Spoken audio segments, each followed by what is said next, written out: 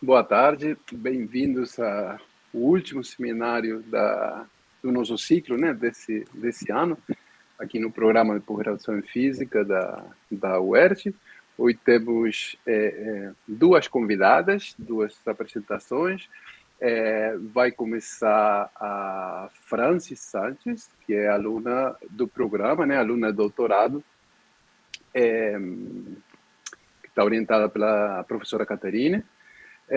E depois dela vai apresentar Yasmin Nascimento, que é aluna de mestrado e orientada por professor da Mota. Bom, muito bem. Então, a palavra é contigo, Francis. Depois a gente abre os microfones para fazer perguntas. Tá joia. Obrigada, professor. Bem, né, como já foi apresentado, eu sou Francis, eu sou aluna da professora Catarine de doutorado, e eu vou apresentar um trabalho falando sobre arqueometria, o meu título do trabalho, na verdade, é Técnicas Analíticas utilizadas no estudo de obras de arte e bens do patrimônio cultural. Nesse trabalho, eu dividi ele numa introdução, onde eu vou falar um pouco sobre o que é arqueometria, as técnicas utilizadas, alguns trabalhos realizados pela gente lá no laboratório e uma conclusão breve. Tá. Primeiro, o que é arqueometria, né? Arqueometria é o nome dado à análise científica de obras de arte e objetos de valor arqueológico também, né? Seriam bens do patrimônio cultural. E o uso dessas técnicas, normalmente a gente dá preferência para a utilização de técnicas não destrutivas, porque como a gente está trabalhando com obras de arte e bens do patrimônio cultural, a gente não pode, né, querer pegar, por exemplo, um pedaço do material. Então a gente sempre dá preferência para a utilização de técnicas não destrutivas, e quando há necessidade, a gente utiliza técnicas que sejam minimamente invasivas.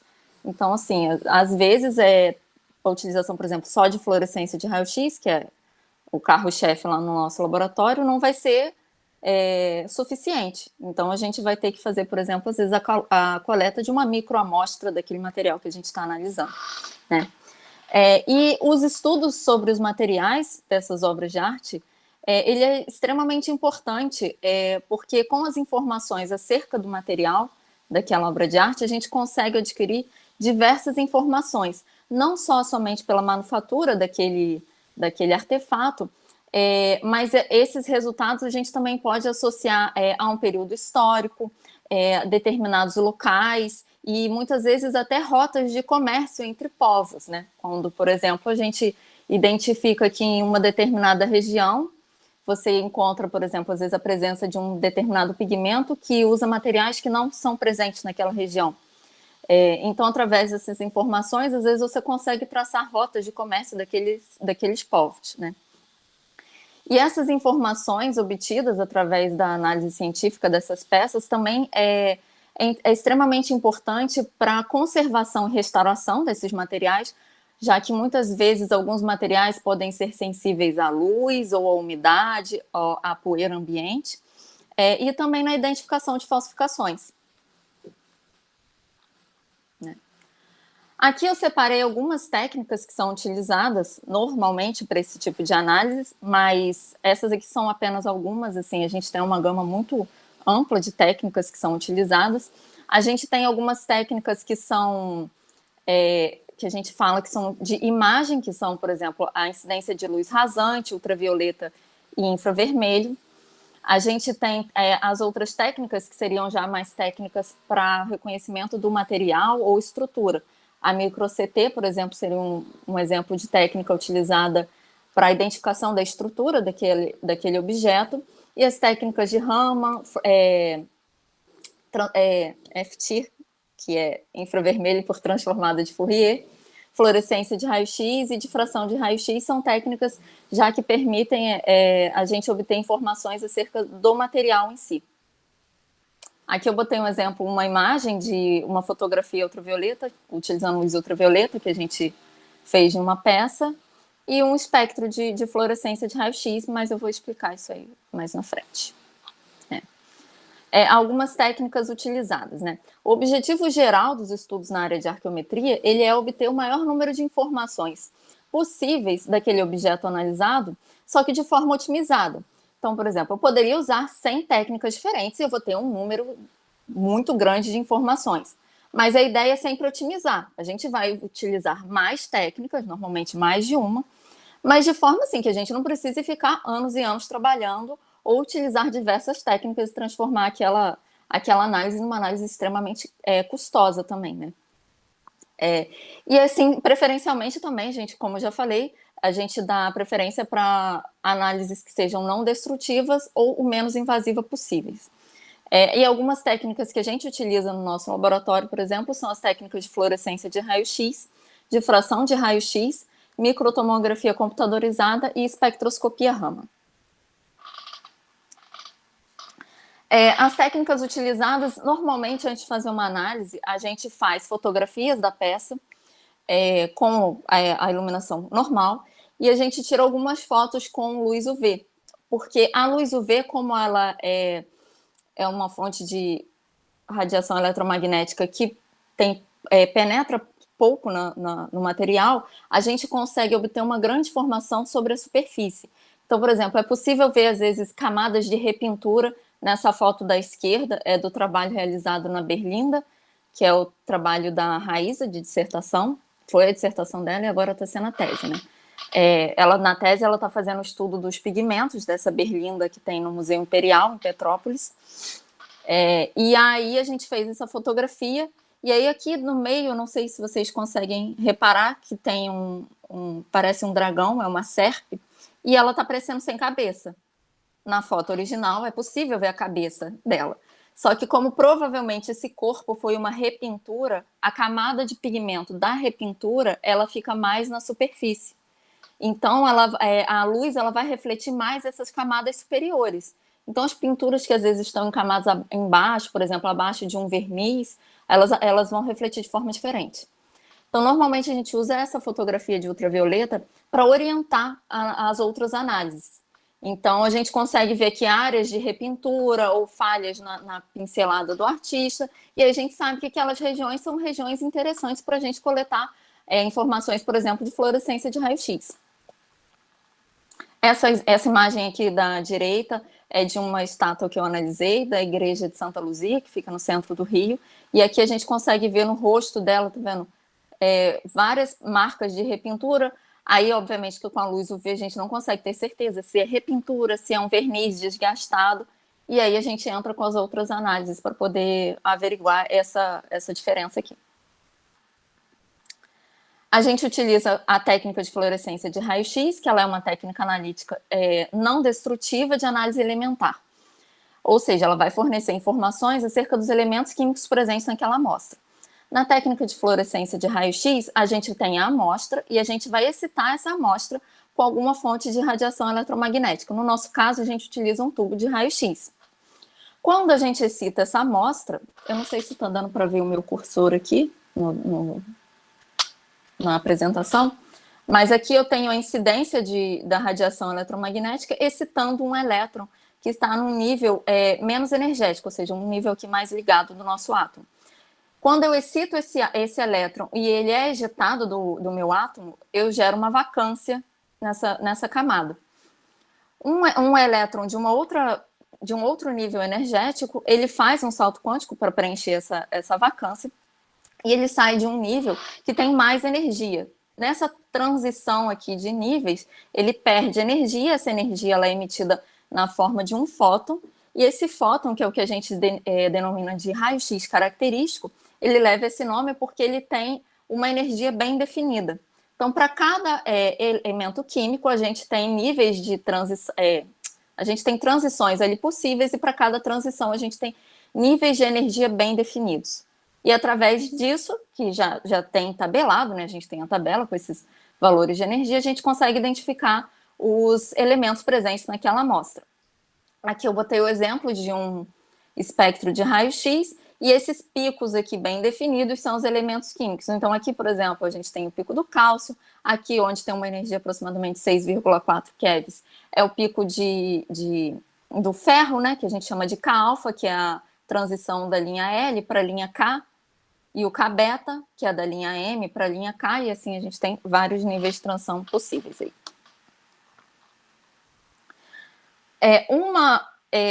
A especificação que seria da técnica de fluorescência de raio-x, a gente tem que é a microfluorescência de raio-x. Na microfluorescência de raio-x, a gente consegue obter um mapa de distribuição elementar da nossa amostra.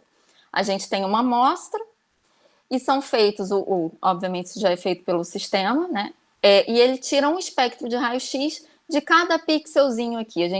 Nesse caso, a gente trabalha com um feixe da ordem de micrômetros, então a gente consegue ter uma resolução boa dessa imagem. E aí ele vai obtendo espectros de cada ponto desse da nossa amostra. Junta tudo e a gente consegue ter uma distribuição elementar. Aqui eu botei uma imagem que eu selecionei 3 elementos específicos para aparecer, que é o cálcio, que é o que está em vermelho, o verde é o arsênio e o azulzinho aqui é o mercúrio. Mas eu poderia fazer com todos os elementos que foram detectados nessa amostra. A gente tem a técnica de difração, que é uma técnica que fornece informação sobre as moléculas, ou seja, ela não dá a informação acerca do elemento químico, ela já dá a informação mais completa, que seria da molécula.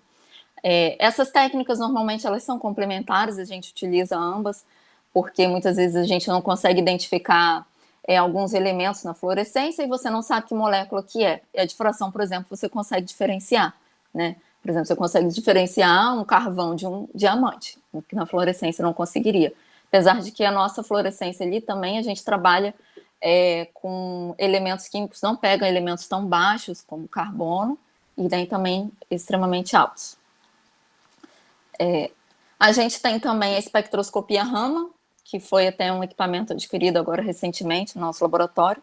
E na espectroscopia Raman, assim como na difração, a gente tem informações sobre as moléculas, só que a forma de excitação é um pouco diferente.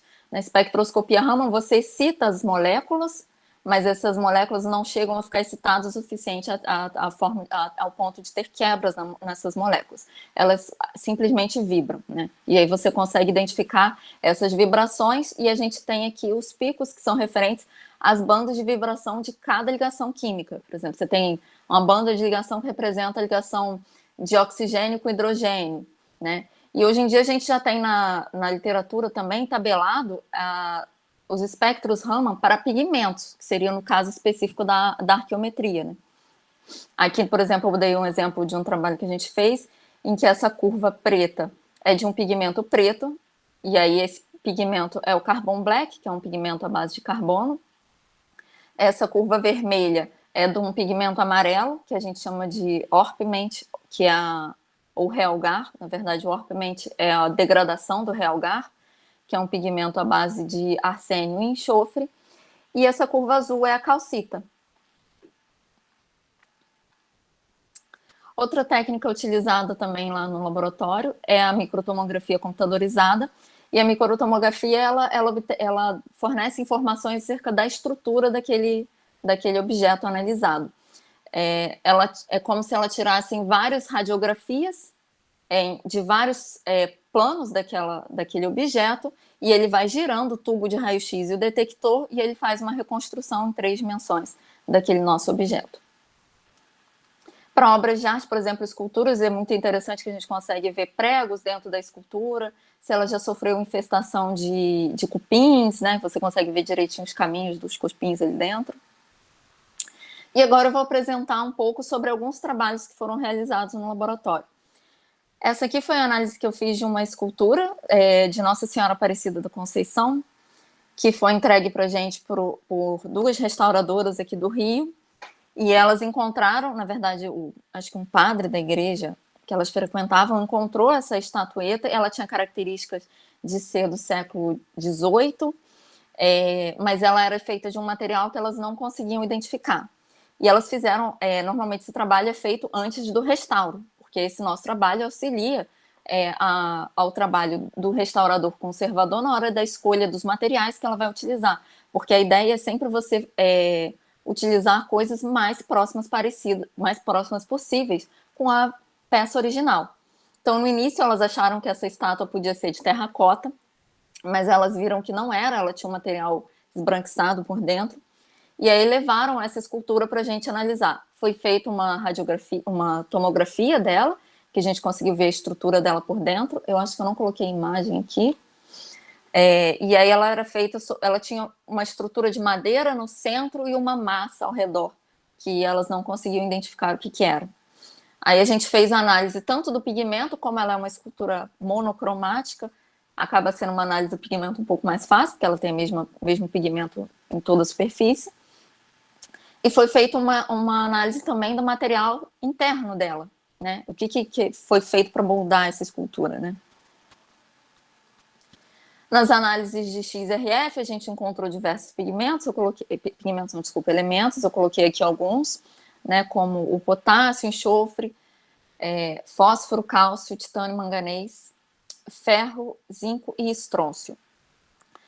A gente faz também uma análise aqui as restauradoras abriram uma janela aqui para a gente poder ver o pigmento da superfície e a camada mais interna também, para poder identificar a diferença entre os elementos que pertencem à superfície e os pigmentos que pertencem à camada mais interna. Porque quando a gente faz a fluorescência num ponto aqui da superfície, esse feixe de raio-x, ele tem uma penetração, então ele acaba pegando elementos que não estejam somente na superfície, né? Você tem a contribuição do material que está na base. Então é interessante você fazer uma análise somente da parte pigmentada e de uma parte de baixo, e aí você consegue diferenciar o que está de cima ou o que pode ser contribuição da camada inferior, né? A gente também fez análise a gente fez aqui umas imagens sobre esse pedacinho, é um fragmento bem pequeno, tá vendo? Essa escala aqui são 3 milímetros, então ao todo ele tinha cerca de 6 milímetros. A gente fez o mapeamento desse fragmento. Aqui, essa parte branca é a parte de dentro dela, que seria o que a gente chama de camada de preparação, que é a base, é o que vai embaixo do pigmento. E aqui, bem na fronteirinha aqui embaixo, a gente tem uma parte mais escura, que nessa foto aqui dá para ver melhor, que seria o pigmento da superfície. Nos mapas de distribuição elementar, fica mais claro também para a gente conseguir identificar o que é elemento da base e o que é elemento desse pigmento, já que a gente tem ali as duas camadas. Aqui na imagem, eu não sei se vocês conseguem ver claramente, mas aqui no mapa de distribuição, por exemplo, do ferro, a gente vê que o ferro está somente na região aqui referente ao pigmento. Então, esse ferro não é da camada de preparação, ele é do pigmento marrom, né? Aí, juntando essas informações do que são elementos do pigmento, o que são elementos da camada de preparação, mais outras análises que entram para complementar, a gente fez também o Raman. E para as análises de Raman também, é muito interessante que a gente já tenha informações de fluorescência, porque isso auxilia na hora de decidir a configuração que a gente vai utilizar, a potência do laser, também o comprimento de onda, né, do laser do Raman que a gente vai utilizar. Então é interessante a gente já saber os elementos químicos presentes naquela amostra.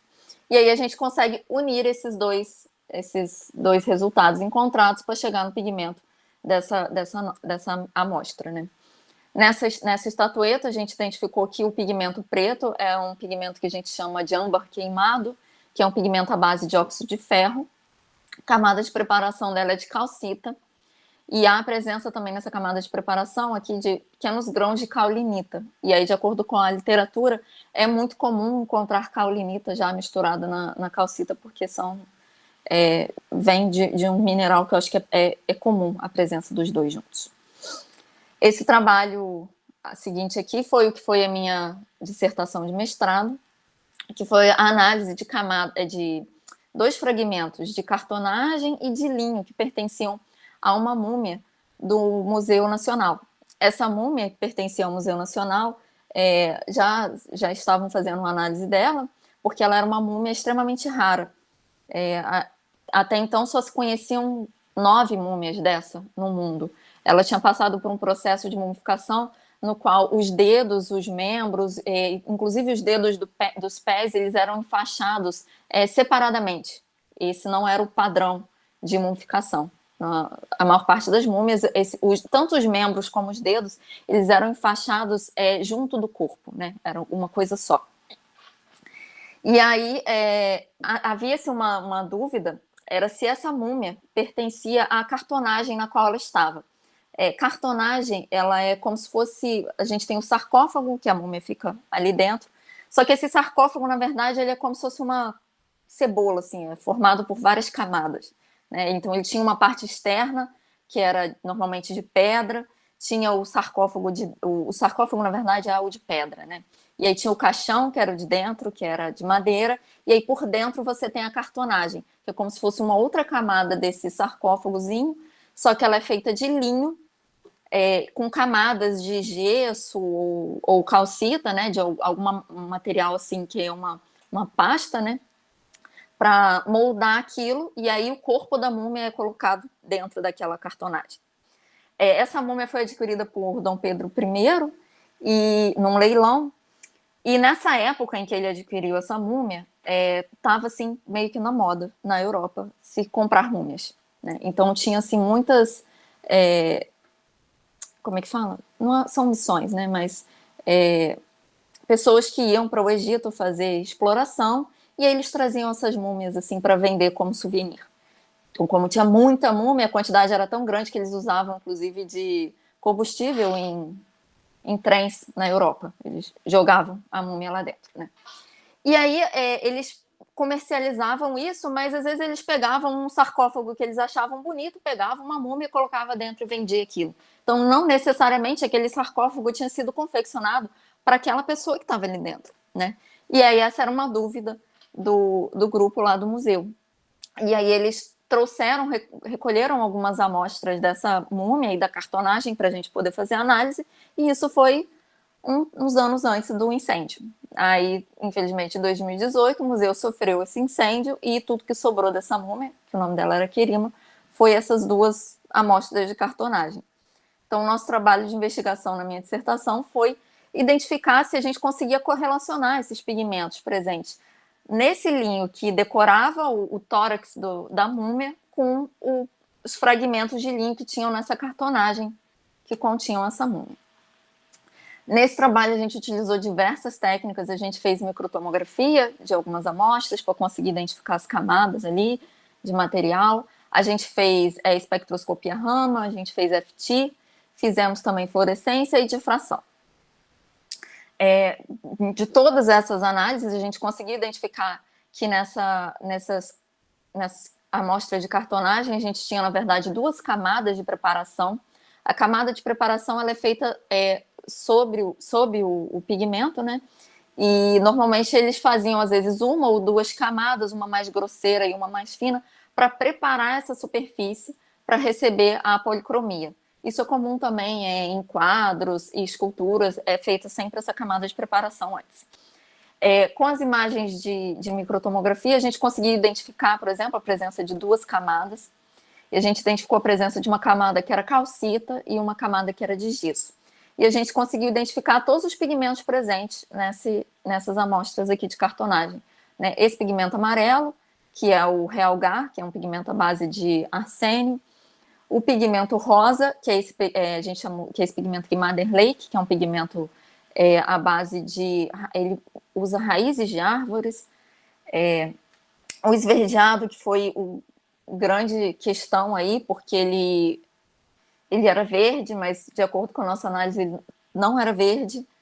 Ele provavelmente é um pigmento que sofreu degradação, porque nesse pigmento foi encontrada a presença de mercúrio, e mercúrio é um elemento que está associado, na verdade, a um pigmento vermelho. Aí, nesse momento, levantou-se a questão, por exemplo, se o artista que fez a pintura pintou de vermelho e mudou de ideia, passou uma outra tinta por cima. Mas aí, em debate, né, com o pessoal também da área de restauração, a gente viu que não é uma coisa muito assim, plausível, porque esse pigmento vermelho, à base de mercúrio, era um pigmento caro. Então, não faria muito sentido o artista pintar e depois cobrir ele com outro pigmento qualquer, né? E aí, depois a gente descobriu que esse pigmento, na verdade, era a degradação de um pigmento. Esse pigmento vermelho, ao longo dos anos, ele vai sofrendo degradação e ele, na verdade, assume uma cor, na verdade, mais para preto. Esse vermelho, inclusive, que eu estou falando, na verdade, é esse meio aqui que parece preto mesmo, não é esse vermelhinho aqui da lateral, não. Nas análises do linho da cartonagem, a gente conseguiu identificar que diversos pigmentos batiam. Isso não é um forte indício de que as duas amostras são feitas pelo mesmo artista, porque uma boa parte desses pigmentos eram pigmentos comuns na época. Mas esse pigmento rosa, que é o Madder Lake, não era um pigmento tão comum. Então isso aí seria um indício um pouquinho mais forte de que aquela cartonagem e aquela múmia podem ter sido feitas pelo mesmo artesão. Esse trabalho da Santa Luzia, na verdade, foi um trabalho que nós começamos ano passado, né? Eu já estava no doutorado, que é uma estatueta de Santa Luzia, que pertence à igreja de Santa Luzia, que fica ali na Cinelândia, no Rio, ali no centro do Rio. E essa estatueta ela foi trazida para o Brasil em 1565 por Estácio de Sá. E aí essa igreja estava passando por um processo de restauro do retábulo, e a equipe responsável desejou que a gente fizesse essas análises para poder, eu acho que essa estatueta vai passar por um processo também de restauro, até por ela ser muito antiga, e toda a história dela, ela era uma estatueta utilizada em procissão, então as pessoas passam a mão, apesar dela estar assim, bem conservada, eles queriam fazer essa análise até para poder identificar se ela já passou por algum processo de restauro no passado. É interessante para eles terem isso catalogado, né? Nessa análise a gente fez a fotografia de ultravioleta para poder identificar áreas assim que seriam áreas interessantes para a gente fazer a análise. E a gente conseguiu identificar alguns pigmentos nessa análise. A folha de ouro, todos esses detalhes dourados no manto, nas vestes dessa santa, são feitas de folha de ouro, o que bate com o período histórico dela. E eu separei aqui 2 espectros só para poder mostrar, que o outro seria esse verde aqui também, porque ele tem a presença de arsênio, e não era tão comum esse verde, esse arsênio no verde, porque o arsênio, na verdade, é do pigmento amarelo. Mas aí é possível que o artista tenha misturado esse arsênio esse pigmento de arsênio no verde para poder dar um verde com aspecto mais brilhoso, né? Aqui a gente consegue ver nos olhos a presença de titânio também. Os olhos dela foram feitos de vidro, e a gente consegue visualizar isso nas imagens de radiografia, que eu acho que eu não coloquei imagem de radiografia aqui. E um aspecto interessante dela é que na carnação a gente consegue ver aqui a presença de titânio. Titânio você encontra normalmente, a não ser que seja nos olhos, que são de vidros, ou em alguns pigmentos à base de terrosos, normalmente vermelhos, mas você encontra, assim, picos muito pequenos de titânio, né? A gente fala que são traços de titânio. Quando você encontra picos mais consideráveis de titânio em alguns pigmentos, isso já é indício de uma repintura, porque o pigmento branco de titânio é um pigmento que passou a ser utilizado a partir do século XIX. Então, nessa parte aqui, por exemplo, que é a referência à carnação, a gente já pode dizer que essa estátua passou por um processo de repintura na parte da carnação, já que ela é uma estátua do século XVI, e o pigmento encontrado na parte da carnação, do rosto, das mãos dela, já é um pigmento mais moderno. Esse aqui foi um trabalho que a gente realizou esse ano, que foi um colecionador, que também é restaurador, e ele adquiriu esse quadro, São João Evangelista, em um leilão. Ele adquiriu esse quadro sendo como se fosse do século XIX, eu acho, não, século XVIII, e só que a documentação assim estava muito confusa para ele. O quadro aparentemente procedia de um local, mas a documentação era de outro, e aí ele queria ter certeza, além dele estar restaurando, então ele queria saber os pigmentos utilizados para se ele fosse necessitar fazer ali alguma intervenção, né, na policromia do quadro, utilizar o mesmo pigmento, e ele queria saber se esse quadro já tinha passado por um processo de repintura, informações do tipo. Então foi feita uma radiografia desse quadro. Nessa radiografia a gente consegue ver assim, essa parte bem clara, que seria essa parte iluminada do rosto, mas ao mesmo tempo a gente identifica que há um material com uma densidade maior em quase todo o quadro, né? Ele está bem manchado de branco. E aí, na análise de diversos pontos desse quadro, a gente conseguiu caracterizar esses pigmentos. A gente identificou, por exemplo, uma camada de preparação em todo o quadro, sendo feita de branco de chumbo, porque em todos os pontos que a gente analisou havia presença de chumbo, e chumbo é relacionado ao pigmento branco de chumbo. Ou outros pigmentos que, na verdade, são degradação do branco. Então, o chumbo sempre está ligado ao branco de chumbo. E a gente consegue identificar se esse branco de chumbo também está na parte inferior, né, numa camada de base, analisando, por exemplo, a linha M desse chumbo. Porque a linha de emissão M do chumbo, ela tem uma energia bem baixa. Então, se ela aparece no nosso espectro, a gente sabe que aqui ela está na superfície. Nesse espectro de baixo, a gente não tem uma linha M muito aparente. Ou ela está bem menor, tá vendo? Se ela está bem menor, é porque ela sofreu atenuação. Então, significa que ela está numa camada inferior de pigmento. E o que é bem plausível, né? Já que aqui, essa parte iluminada do cabelo, a gente supõe que o artista, ele passou o preto, e aí ele deu essa iluminada com o branco por cima, né? E aqui, o preto está sobre a camada de preparação.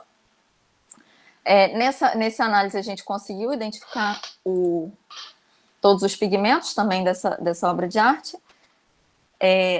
Não há indícios nesse quadro de repintura, não há a presença de nenhum pigmento que pudesse ser relacionado a um pigmento moderno ou de um período muito posterior ao que ele foi associado, né? E esse aqui é o nosso trabalho mais recente, que eu estou, inclusive, concluindo ele, que é a análise dessas duas estatuetas que pertencem à Igreja Matriz de Nossa Senhora do Pilar, em Caxias. Essas duas estatuetas, elas são do século XVII, e elas foram furtadas em 1974. E elas ficaram desaparecidas até 2015. A restauradora que é responsável pelo acervo também dessa igreja, depois de longos anos de busca, ela conseguiu encontrar essas duas estátuas em catálogos de leilão.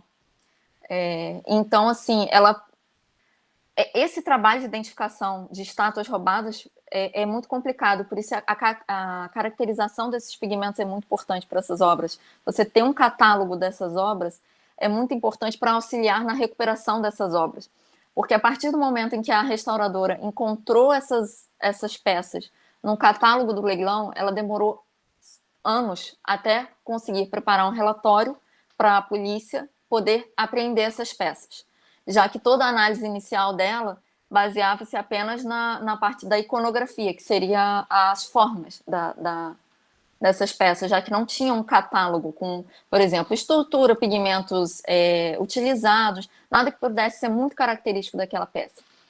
Então, por conta disso, além do que essas peças, como ficaram na mão dos proprietários que adquiriram elas em leilões, elas passaram por diversas repinturas. A estátua da esquerda, que é de Rei Davi, ela é uma estátua que está bem original, mas bem lascada, assim, muito desprendimento de pigmento. Mas a da direita, que é a da Beth Sabá, ela está cheia de repintura. Então, assim, eles vão ter um trabalho muito árduo ali para poder restaurar essa peça, a peça original, né? Então, inicialmente, a gente foi chamado para poder fazer a catalogação dessas peças. A gente identificou os materiais utilizados na camada de preparação, na policromia, na folha de ouro, se era ouro mesmo, poder caracterizar do período, e era. A Beth Sabá aqui já tem bem menos partes com folha de ouro, muita coisa é pigmento imitando ouro, porque ela já sofreu várias repinturas. E a parte importante é tentar também identificar os pigmentos originais, para que ela possa resgatar a originalidade dessas peças, né? Até então, eu já consegui identificar alguns pigmentos. A gente identificou aqui os materiais presentes nessa madeira, mas essa madeira a gente vai tentar também... a gente coletou pequenas amostras, a gente vai tentar mandar também para o pessoal da biologia conseguir identificar o tipo de madeira que porque a gente só consegue identificar os elementos dessa madeira. Mas caracterizar se é um cedro, se é... não sei qual outra madeira poderia ser, aí seria mais com eles mesmo, né? Eu consegui identificar a camada de preparação, que é calcita. Aqui eu cheguei até a marcar o enxofre e o cálcio como se fossem elementos característicos dessa camada de preparação. porque na fluorescência de raio-x apareceu um pico muito grande de enxofre e de cálcio. Então, isso já leva, assim, de cara a um indício de que poderia ser gesso. Mas a gente fez as análises de espectroscopia Raman, e no Raman a gente identificou que, na verdade, é a calcita. A calcita não tem enxofre. Então, esse enxofre pode ser interferência de algum outro elemento, ou do pigmento que estava por cima, e na hora que foi raspado para ter acesso à camada de preparação, pode ter contaminado, ou às vezes contribuição da madeira que está ali embaixo, né? Na carnação, a gente encontrou a presença de litopone, que é um pigmento que é característico dessa época dele, branco de chumbo e ocre, que também são característicos da época em que ele foi feito. O douramento dele todo é feito em folhas de ouro, e sob o douramento há a presença de bolo armênio, que é um material utilizado para fazer esse acabamento com folhas de ouro, né? Ele sempre vai sob a folha de ouro também. E o marrom dos cabelos dele foi identificado também com a presença de litopone, que é um pigmento branco. Então, ele normalmente é misturado para fazer clarear, né, o pigmento, o branco de chumbo e o ocre. Já a estátua de Betsabá, a gente tem aqui diversas análises de carnação, porque ela tem várias partes assim com repinturas diferentes. E o que a gente pode destacar aqui é que o cabelo, que aparentemente já tinha cara de repintura, a gente pôde concluir que é uma parte de repintura, porque há a presença de branco de titânio, que é um pigmento moderno. O douramento da roupa dela também, a gente encontrou a presença de branco de titânio, então também é um indício de que esse douramento não é o douramento original, que são as partes em que já não há mais a folha de ouro, né? A gente tem esse pigmento branco misturado ali para fazer esse tom. O vermelho, que a gente encontra assim, muito marcante aqui no joelho, nas bochechas dela, a gente encontrou a presença de vermilion, que a gente não encontra em partes do braço aqui atrás, por exemplo, que são partes que estão com a aparência de original mesmo, que são partes bem degradadas, e justamente por ser a parte de trás, ela é uma estátua que ficava no retábulo, a parte de trás não é muito trabalhada. E aí, às vezes, a pessoa que compra essa estátua e pendura numa parede, não se dá o trabalho de restaurar a parte de trás, para nossa sorte, e aí a gente consegue ter acesso a esse pigmento, que seria o pigmento original, para poder comparar, né? Então, nessa parte original, a gente não encontra, por exemplo, o vermelho, que foi utilizado nessas partes que estão bem vermelhas. E para concluir, a gente tem que a combinação dessas técnicas que foram apresentadas, ela é extremamente importante para a caracterização dessas obras de arte e dos bens do patrimônio, é que os resultados dessas caracterizações, eles contribuem com informações que auxiliam tanto na melhoria da conservação e restauração, como na catalogação desses bens, que é algo que a gente percebeu que é extremamente importante, né? E a interpretação desses resultados por profissionais de áreas diversas é o que torna esses dados tão relevantes, já que a gente une conhecimentos, assim, a gente sempre tem profissionais tem gente da física, tem galera da biologia, o pessoal de história, de arte, todo mundo trabalhando junto para conseguir chegar a resultados mais confiáveis. E é exatamente essa interação entre disciplinas que torna esse resultado relevante. Por fim, eu queria agradecer a todo mundo, né, ao laboratório, ao programa de pós-graduação, ao Museu Nacional por ter cedido também algumas peças. E é isso. Bom, muito obrigado, Francis. Foi bem interessante a tua apresentação. Então, vamos para as perguntas. Alguém tem alguma pergunta para Francis?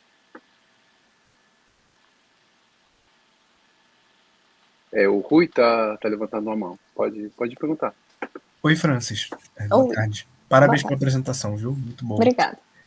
Eu não sei se você passou por esse ponto e eu acabei não deixando passar. Uhum. As técnicas que vocês utilizam poderiam servir para falsear, na verdade, para descobrir se tem peças falsificadas na polícia de serviço? Sim. Sim, mais ou menos, né? Porque, assim, obviamente, tudo depende da peça que é analisada. Mas é por isso que ter o catálogo dessas obras é tão importante. Obras que não estão catalogadas, talvez seria mais difícil. Mas, por exemplo, uma peça original se você encontra um pigmento que não é daquele período, porque hoje a gente tem na literatura já tabelado todos os pigmentos que a gente tem em utilização no mercado de hoje, desde a antiguidade. Então, a gente sabe que alguns pigmentos, por exemplo, foram, sei lá, começaram a ser manufaturados em 1800. Se eu tenho uma peça de 1700 em que todos os pigmentos são modernos, isso seria um indício de que aquela peça pode ser falsa. Obviamente, ela pode ter passado por uma repintura e coberto a peça inteira, né? Mas, assim, é um quebra-cabeça. Você vai juntando várias pecinhas para conseguir chegar a uma conclusão, né? Mas, sim, a utilização dessas técnicas é muito comum para a identificação também de falsificações. Não sei se ficou claro. Ficou sim. Obrigado, viu? Não. Mais alguma pergunta? Tem uma perguntinha assim de física que eu não conheço bem. A técnica de espectroscopia Raman que você usa, como funciona mesmo? Quer dizer, o que você cita? Ou seja, com que você cita? Você cita a vibração de moléculas, não é? Sim, Quer dizer, e com que você cita ela? A gente cita com um laser. Ah, tá, com um laser. Isso. Tá. Aí a gente tem, por exemplo, cada sistema, você pode escolher lasers. O que a gente tem em laboratório hoje, a gente tem duas configurações de laser. 500 e não sei quantos nanômetros e outra 700 e pouco também. Né? E aí você cita a vibração, quer dizer, o espectro de vibração das moléculas do composto que você tiver ali. Isso. Ah, tá. Esse ramo, por exemplo, você tem alguns ramos que são portáteis. O que a gente tem lá, ele é de laboratório. Então, essa técnica, por exemplo, já exige uma coleta de material. Só que o nosso o feixe é nanométrico. Então, assim, a gente tira um farelinho. É pontual, né? Entendi. É pontual, entendi. Ah, legal. Obrigado. Bom, mais alguma pergunta, gente? Então, vamos agradecer a Francis pela palestra. Parabéns. Obrigada.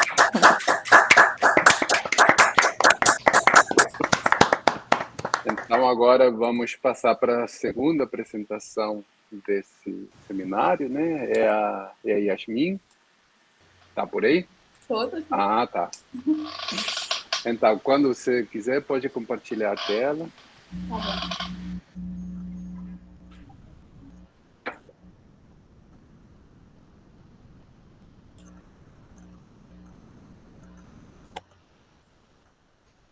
Vocês estão conseguindo ver? Estamos, sim. Sim. Então, como já tinha apresentado, né, Yasmin é estudante de mestrado, né, trabalha com a orientação do professor Luiz Amota. E, bom, hoje vai nos falar um pouquinho do trabalho dela, que imagino que são algoritmos para resolver equações ou alguma coisa assim. Isso mesmo. Agora é contigo. Oi, gente, tudo bem? Boa tarde. Como já foi apresentada, meu nome é Yasmin, sou aluna de mestrado. Sou orientada do professor Mota e do Tito também, os dois lá da UERJ mesmo. A minha linha de pesquisa é Física Matemática Computacional. Então, isso significa que, de certa forma, a gente vai ver uma quantidade razoável de matemática nessa apresentação. Mas eu vou tentar fazer o possível para que ela seja bem clara para vocês, para que todo mundo consiga acompanhar, tá bom? Então, a primeira coisa, para mostrar a motivação do meu trabalho, eu gostaria de olhar o que significa o próprio título dele, tá bom? O título é um método análogo ao algoritmo de Kovacic, e aí, entre parênteses, está usando simetria e abordagem DPS. Então, o que seria um algoritmo? Um algoritmo é uma sequência de passos para resolver um determinado problema, certo? Então, por exemplo, sei lá, se eu quero ir comprar um pão na padaria, o meu algoritmo deve ser levantar da cama, colocar uma roupa para poder sair de casa, abrir o portão, andar até a padaria e entregar o dinheiro e pegar o pão. Então, essa sequência de passos para conseguir comprar o meu pão é uma espécie de algoritmo. O algoritmo de Kovacic, que é algo que a gente está tentando fazer, algo análogo a ele é um algoritmo que a gente tenta fazer uma sequência de passos para tentar resolver uma equação diferencial de segunda ordem racional. Aí talvez tenha ficado um pouco confuso, mas eu vou tentar ser bem clara sobre o que seria isso, né? Então, quando a gente trata de física, de matemática e fenômenos da natureza sobre o que a física estuda, a gente geralmente usa contas para poder fazer isso, a gente geralmente usa equações. Porque o que acontece? Geralmente eu até converso sobre isso com os meus alunos no ensino médio, né? Não sei se faz muito efeito para eles, mas eu tento. que é o fato de que usar a matemática para poder entender as coisas que estão ao nosso redor, ela, de certa forma, é um negócio, é algo que é mais, talvez útil, talvez eficaz seja a palavra. Porque, por exemplo, aquelas equações de movimento que a gente tem, do movimento retilíneo uniforme, S é igual a S0 mais VT, por exemplo. Se eu uso aquela equação, eu consigo prever, por exemplo, aonde que um dado móvel vai estar quando o tempo for passando. Já se eu não usar matemática, talvez a gente não consiga, não usar matemática e equações, talvez eu não consiga ter essa previsão, né? Já que, por exemplo, o carro saiu do quilômetro 30 e com uma velocidade constante de 20 metros por segundo. Tá, beleza. Mas eu vou conseguir saber aonde que o carro vai estar quando passar 2 segundos, 3 segundos, 4 segundos, 60 segundos? Eu não consigo. Se eu usar uma equação, eu já consigo entender isso melhor. Então, ter uma equação, ela ajuda a gente a entender a evolução de um sistema físico. E as equações diferenciais, que é o que a gente está querendo resolver, são justamente essas equações. Só que são essas equações com uma pequena diferença. É que agora, nessas equações, a gente tem uma variável que muda com o tempo. E aí é isso que eu quero resolver. Eu quero resolver equações que demonstram, que modelam sistemas físicos, mas que tem uma variável ali dentro que muda com o tempo. E aí, por exemplo, na física, a gente tem vários sistemas físicos que podem ser e que são modelados, na verdade, através das equações diferenciais, como, por exemplo, a dissipação do calor em objetos sólidos, fluxo de corrente elétrica, movimento dos fluidos, e o que talvez todos estejam acostumados é o princípio fundamental da dinâmica, que é a segunda lei de Newton, força igual a massa vezes aceleração. Então, a aceleração, ela é uma grandeza que ela vem a partir da derivada segunda da posição. Então, a gente tem uma equação diferencial no princípio fundamental da dinâmica. Antes, quando a gente está na graduação, geralmente a gente aprende a resolver equações diferenciais, né? Mas aí como é que a gente resolve elas? A gente olha e pensa assim, nossa, essa daqui está com cara de que eu vou conseguir resolver pelo método do fator integrante. Ou, não, essa daqui vai ser separável, essa daqui vai ser variação de parâmetros. Então, é basicamente a gente olhar para uma equação, falar assim, nossa, isso parece tanto com isso, e tentar resolver a partir daí. Logo, com o passar do tempo, a gente foi tendo, não é na verdade ferramentas, mas uma espécie de catálogo, sabe? Por exemplo, eu tenho X, equação diferencial, ela tem essa cara, então eu vou resolver dessa maneira. Tenho essa equação diferencial, ela é diferente dessa outra, então eu vou resolver dessa outra maneira. Isso é bom, dá super certo, tem dado certo. Às vezes a gente erra na forma que a gente está classificando a equação e aí, consequentemente, a gente não consegue resolver ela, mas tem dado certo. Só que tem equações que, às vezes, não são tão fáceis da gente conseguir olhar a cara delas e entender o que fazer ali, sabe? E aí existem métodos que são os métodos generalistas, que estão diferentes desses métodos que são classificatórios, de olhar para algo e tentar resolver de determinada maneira. Que são métodos que não se importam, né, com a cara da equação. A gente se importa, na verdade, com outras coisas, que é o que a minha linha de pesquisa lá na UERJ tem estudado. É olhar para não se importar com a cara da equação diferencial, mas sim com outros parâmetros que a gente vai ver agora. Só que esses métodos, eles não são novos. São métodos que estão aí, eu acho que desde o século XIX, se eu não me engano.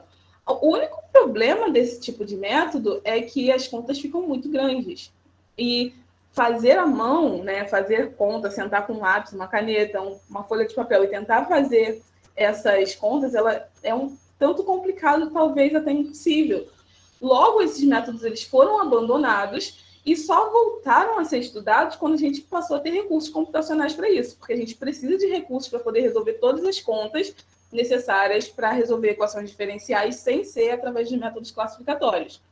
E aí, esses métodos, que não levam em consideração a cara da IDO, são o que a gente chama de métodos generalistas, que a gente tem o Darboux para Lessing, as simetrias de Lie, teoria de Picard-Versimont, e o da minha linha de pesquisa, que a gente está criando, na verdade, que já foi criado pelos meus orientadores, e agora a gente está aplicando isso para um algoritmo, que é o método da função S. Darboux para Lessing e as simetrias de Lie, elas vão formar um conjunto que eu vou usar para formar um novo método, que é o método da função S. Essa teoria de Picard-Versimont, eu coloquei aí só para a gente ter noção de que não existem apenas Darboux que eu vou falar bastante hoje, simetria de Lie e assimetria de Lie. Existe também o duplicavessimol, só que não é o objeto do meu estudo, e eu não consigo explicar para vocês muito bem o que seria, mas seria mais ou menos eles usam, na verdade, quadraturas, o método de quadraturas para tentar resolver as equações diferenciais. E aí, vamos lá. Agora vou mostrar para vocês alguns exemplos e algumas continhas, né? A gente tem esse exemplo aqui, ó. dy dx é igual a y mais x quadrado. Isso aqui é uma equação diferencial. E aí, se eu pego a derivada dessa função aqui, olha, eu encontro a derivada dessa função aqui que está aqui em cima, eu consigo encontrar menos 2x menos 2 mais x. Beleza. Aí, o que a gente nota? A gente nota que isso daqui, olha, é a solução dessa equação diferencial daqui. Mas não só isso é a solução dessa equação diferencial, como também o conjunto de curvas dados por essa equação. Conjunto de curvas dados por C. Isso, basicamente, só estou mostrando para vocês um exemplo de equação diferencial. Daí, eu vou apresentar para vocês agora o que é o pré-Lessing através de EDO exata. Então, eu tenho um conjunto de curvas, f de xy igual a c, vou derivar dos dois lados, tá bom? Vou derivar o f de xy e o c, e eu vou encontrar essa expressão aqui. Se eu conseguir deixar dy dx só de um lado, né, deixando só para um lado do sinal de igual, eu vou ter que menos dρm f, dρm x, dρm f, dρm y, e eu vou ter um φ de xy, que vai ser a solução geral dessa equação diferencial. Mas, assim, até então é o esperado, né? Se eu peguei essa equação e eu derivei, isso daqui é a solução dessa equação. E aí eu tenho um exemplo aqui. Eu tenho essa EDO. Y' é igual a x ao quadrado mais 2x mais 2yc. E eu já sei a solução geral, tá? Isso daqui eu não fiz conta de uma para outra. Eu já sei a solução geral. E daí, eu gostaria que vocês comparassem uma coisa aqui, olha. Deixa eu mostrar algo. Olha só. Se eu pegar essa equação aqui e derivar em relação a x, olha o que eu tenho. Eu tenho exatamente o numerador dessa EDO. E se eu pegar essa mesma solução e derivar em função de y, eu tenho o denominador dessa equação. Pô, então, aparentemente, existe algo que eu consigo notar, né? Na verdade, existe algo que eu consigo notar. Existe o fato que se eu derivar a solução de uma equação diferencial em relação a x, derivar o resultado, né, a solução geral de uma equação diferencial em relação a y, ela vai dar exatamente o numerador e o denominador, isso meio que acabaria com os nossos problemas, né? E aí, a gente entendeu uma coisa, que se eu tenho dρm f, dρm x, por comparação, né? Por que por comparação? Porque eu tenho, já que eu sei que ele é o numerador da minha EDO. Eu consigo encontrar o f de xy fazendo a integral disso. E assim, não esquecendo que eu ainda vou ter uma função em relação a y, porque eu estou integrando só em relação a x. Logo, ainda vou ter uma funçãozinha aqui em relação a y. Só que eu conheço dρm f, dρm y. Por que eu conheço?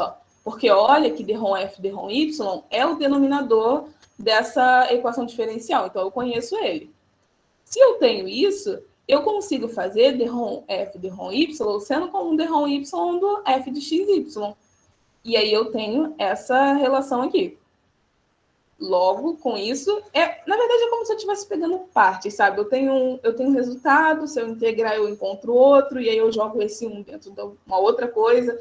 É basicamente como se eu estivesse montando, não diria um quebra-cabeças, né? Mas talvez um Lego, que eu pego as partes dele e vou encaixando uma na outra para encontrar a solução final. Mas, enfim.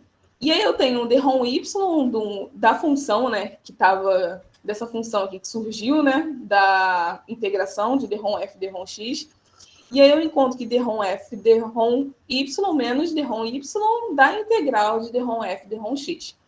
E aí eu, portanto, eu vou ter encontrado essa função que eu não tinha aqui, olha, que eu precisava dela. E aí, finalmente, eu vou encontrar a função de f de xy, que vai ser basicamente essa expressão aqui.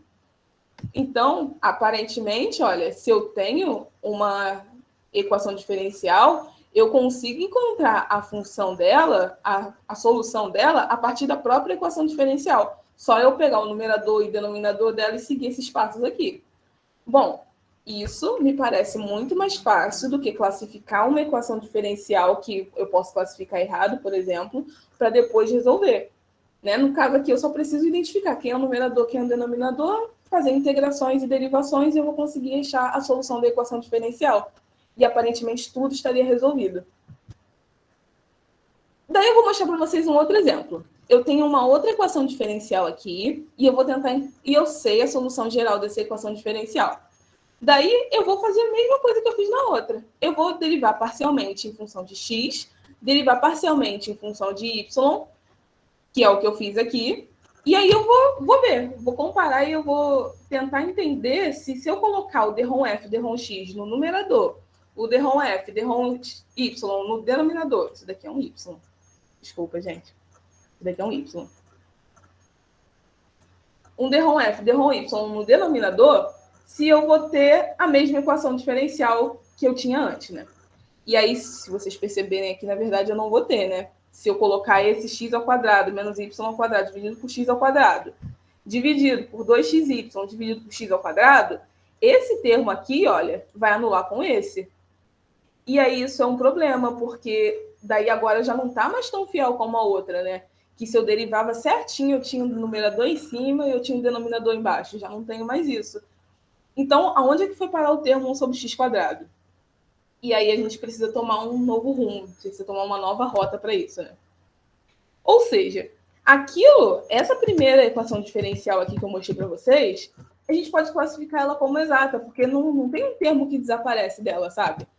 Já essa daqui, ela não é tão exata. Se ela não é tão exata, será que o nosso método falhou? Não dá mais para resolver a equação diferencial? E aí, primeiro vamos dar uma olhadinha aqui, olha. Eu tenho, de novo, uma equação diferencial com m e o n. Gente, isso daqui é a mesma coisa do outro, só que agora está sem os números, né? Na verdade, está escrito de uma forma um pouco genérica. Né? O m seria derrom f, derrom x da função de x, y, e o embaixo seria derrom f, derrom y da função de x, y. É a mesma coisa. E aí, tal como eu fiz no outro, eu vou derivar, lá no começo, eu vou derivar ambos os lados da equação e eu vou encontrar essa relação aqui. Ou seja, como eu falei para vocês, derrom f, derrom x vai ser o numerador, derrom f, derrom y vai ser o denominador. Então, beleza. Daí, eu vou simplesmente igualar as equações que a gente encontrou anteriormente, essa equação aqui e essa equação daqui, nesse momento aqui, sei que a função é uma função infinitamente diferenciável, ou seja, é uma função que não tem problemas, né? Como a gente estuda lá em cálculo 1, é uma função que não tem saltos, é uma função infinitamente diferenciável.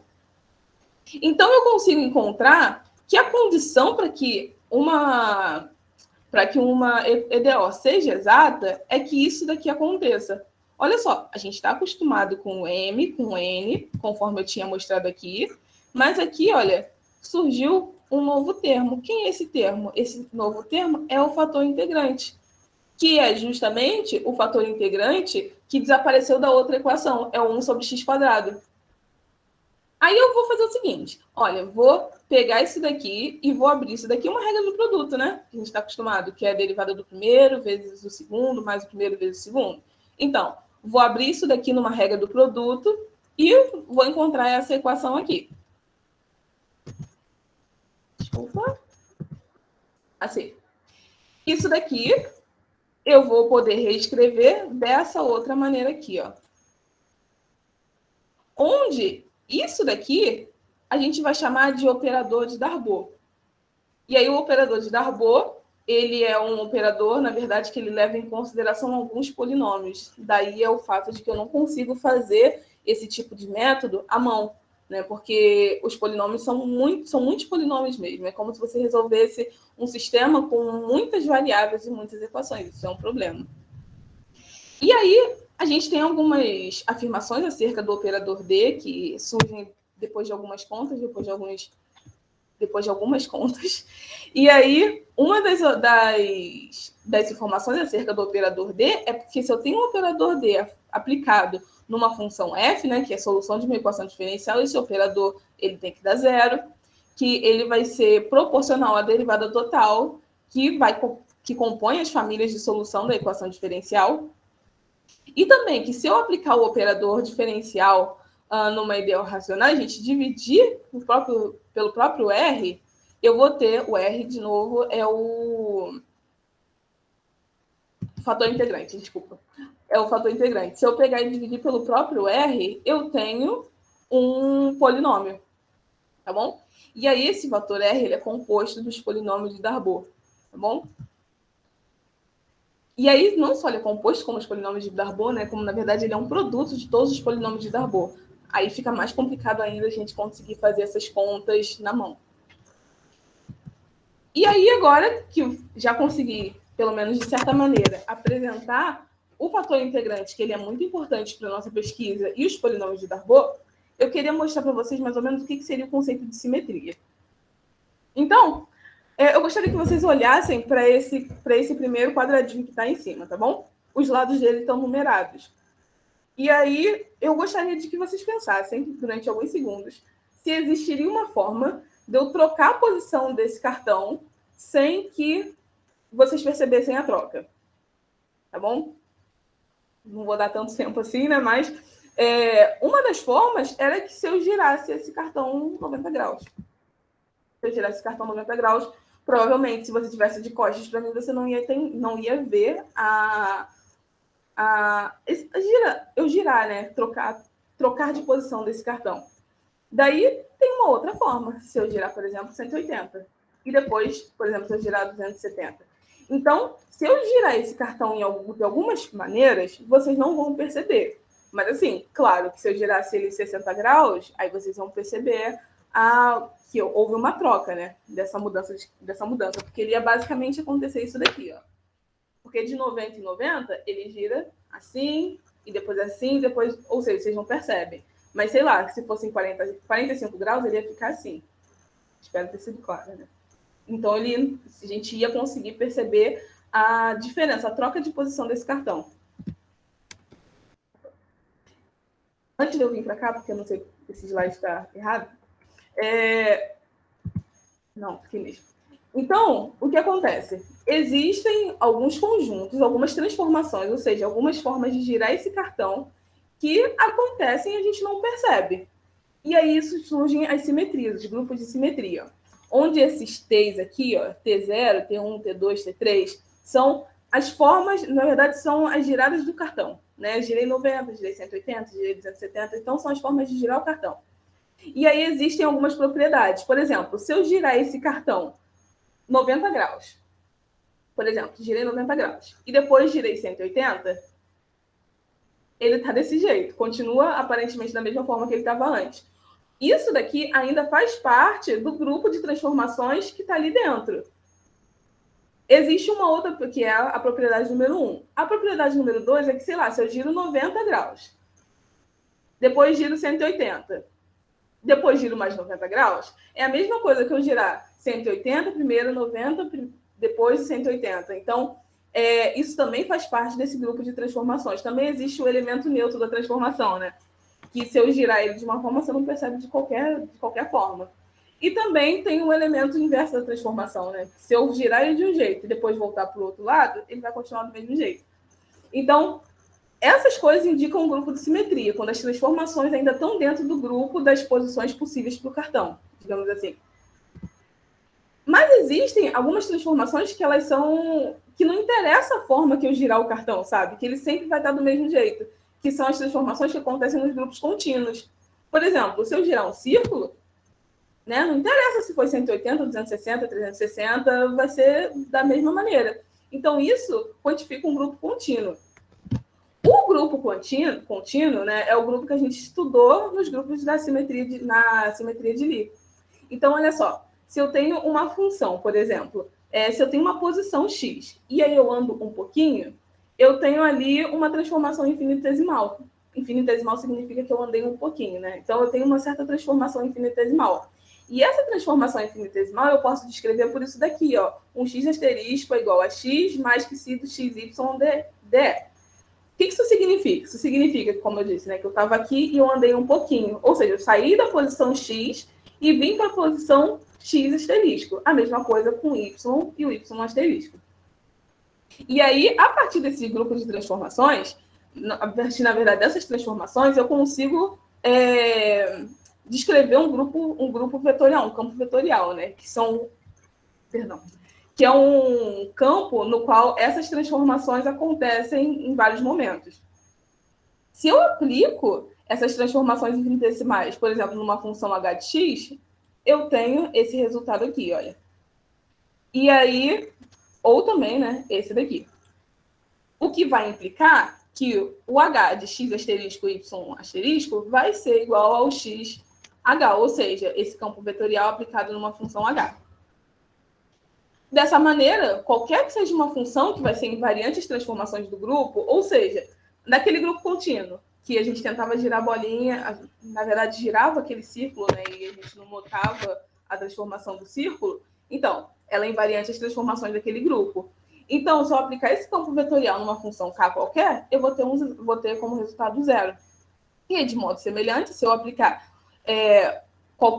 na verdade, se eu pegar essa transformação, e aplicar também numa função que é a solução de uma equação diferencial, né, eu vou também torná-las de forma invariante. Daí, como está aqui, né, eu tenho aqui aplicado nas transformações de uma equação diferencial, vou encontrar esse como resultado, e aí eu vou resolver para x e y. Gente, esse x e esse y também, na verdade, são as derivadas da função em relação a x e as derivadas da função em relação a y. E daí, fazendo alguns algebrismos, algumas continhas, eu consigo encontrar o fator integrante, o r. Consigo encontrar o fator integrante daquela transformação. E aí é engraçado não, na verdade, né? É interessante o fato de que o fator integrante só vai depender dos invariantes, do xi e do eta. E aí, o que é o método da função S, né? O método da função S, como eu falei para vocês, é uma mistura do Darboux-Pelessinger com as simetrias de Lie. E daí a gente vai pegar, por exemplo, o Z', que vai ser uma equação diferencial qualquer racional, né? Uma equação diferencial em forma de fração, e aí a gente vai pegar as soluções dela e vai fazer uma derivada total. E aí, dessa derivada total, a gente vai tirar esses termos aqui, olha. Isso daqui vai sair da própria derivada total mesmo, tá bom? Das relações anteriores, dessas próprias relações anteriores ali, a gente vai encontrar essas outras relações aqui, onde o ix vai ser igual ao r, que vai ser, olha, isso daqui vai ser a equação diferencial. Esse S aqui nada mais é do que esse R2 sobre R1 e esse R2 sobre R1. É esse daqui, que é o próprio método da função S, né? A gente pega os polinômios de Darboux e transforma eles numa função um pouquinho mais fácil de se ler. E aí, algumas equações de compatibilidade de derivadas mesmo, tá? Do cálculo 1. E a gente vai obter essas equações aqui. Esse daqui é o operador de Darboux, que a gente viu antes. E aí, por que o Kovácsik 2.0? Né? Porque a ideia do Kovácsik era resolver as equações diferenciais parciais de segunda ordem. Parciais não, equações diferenciais racionais de segunda ordem.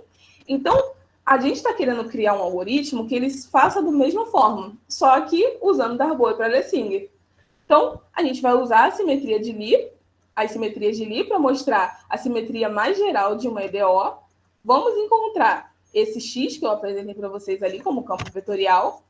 Depois, a gente vai conseguir encontrar um fator integrante R, que vai depender apenas da simetria e não mais dos polinômios de Darboux. Mas lembrando também que o fator integrante ele é um produtório dos polinômios de Darboux. E aí a gente vai tentar transformar isso numa EDO de Riccati racional, porque é uma EDO mais fácil de resolver. Vamos encontrar também a função S, que ela vai sair da própria equação diferencial. E também, pelos nossos estudos, a gente está fazendo coisas apenas com funções liouvilleanas. né? Os teoremas que a gente usa só funcionam para funções liouvilleanas. Essa é uma das opções para a nossa pesquisa. E a segunda opção para a nossa pesquisa é porque a gente vai transformar a 2-EDO racional numa EDO de Riccati, de qualquer forma. Vamos encontrar o fator integrante R, onde o NX vai ser um polinômio de X, da própria EDO de Riccati, e aí a gente vai encontrar esse fator integrante RL com essa seguinte estrutura, que é uma estrutura um pouco difícil para ser resolvida. O Z0 é a própria função racional. E aí, aparentemente, pode ser uma coisa não tão fácil para se fazer, mas os pacotes computacionais realmente ajudam. O custo computacional também não é tão alto, a gente não usa muita memória para fazer esse tipo de coisa. Então, a ideia principal é tentar só construir o método para determinar as simetrias. Se a gente conseguir determinar as simetrias de uma certa EDO, a gente consegue claramente encontrar a solução dessa EDO. Mas, assim, deixando claro que a minha pesquisa, a partir da minha pesquisa do mestrado, é conseguir resolver EDOs racionais de segunda ordem. Na verdade, tem uma outra, a Agatha está resolvendo equações diferenciais de terceira ordem, e um outro amigo meu também, do grupo de pesquisa, ele está trabalhando em estudar os polinômios de Darboux. Essa está a minha bibliografia. Obrigada pela atenção, gente. Muito obrigado, Yasmin. Bem interessante a tua apresentação. Então, vamos para as perguntas. Alguém quer fazer alguma pergunta? Ninguém levantou a mão por aí? Deixa eu fazer uma pergunta, então. Yasmin, deixa eu ver se eu entendi, quer dizer, o que você explicou. Quer dizer, então, se você tem uma equação diferencial, que você não conhece, vê ela pela primeira vez, quer dizer, segundo o teu método, o que você tem que fazer é ver se ela tem simetria, se isso, se tem alguma simetria contínua. Quer dizer, você não sabe se tem ou não tem, né? Quer dizer, você tem que descobrir qual é, quer dizer, ou não. Isso, a gente precisa descobrir qual é. Mas a primeira coisa, na verdade, é ver se ela precisa de um fator integrante, sabe? Se ela é exata. E aí, a partir do momento que a gente determina se ela é ou não exata, aí a gente passa para a próxima parte, né? Que é tentar determinar as simetrias. E aí, determinando as simetrias, a gente consegue encontrar o resultado dessa, né? A solução dessa equação diferencial. Entendi. Isso tem alguma coisa a ver? Porque isso, quer dizer, eu não conheço o método assim, mas tem cheiro de teorema de Nether, sabe? Que quando você trabalha com Lagrangiana, quer dizer, a cada simetria você tem uma constante de movimento, e se você tem todas as simetrias possíveis, você resolveu o problema. Quer dizer, se você descobre todas as simetrias de uma Lagrangiana, você conhece a constante de movimento e já tem as integrais primeiras e resolveu o problema. Ou seja, tem alguma coisa a ver com isso que você falou ou não? Não, professor, não tem exatamente a ver, né? O que tem mais a ver mesmo é estudar funções liouvilleanas, funções elementares e tudo mais. Só que eu também já pensei nisso. Eu também já pensei que tem muito cara de teorema de Nether, mas a gente não entra nisso. Não é uma coisa que a gente discute durante as reuniões, por exemplo. Né? A nossa ideia é só tentar encontrar, através das funções elementares, de polinômios e tudo mais, soluções de equações diferenciais. Não, tá ótimo, mas isso é uma coisa boa para pensar, eu acho, porque tem cheiro disso, quer dizer. Mas tudo bem. Mais alguma pergunta, gente? Bom, então vamos agradecer a Yasmin. Parabéns.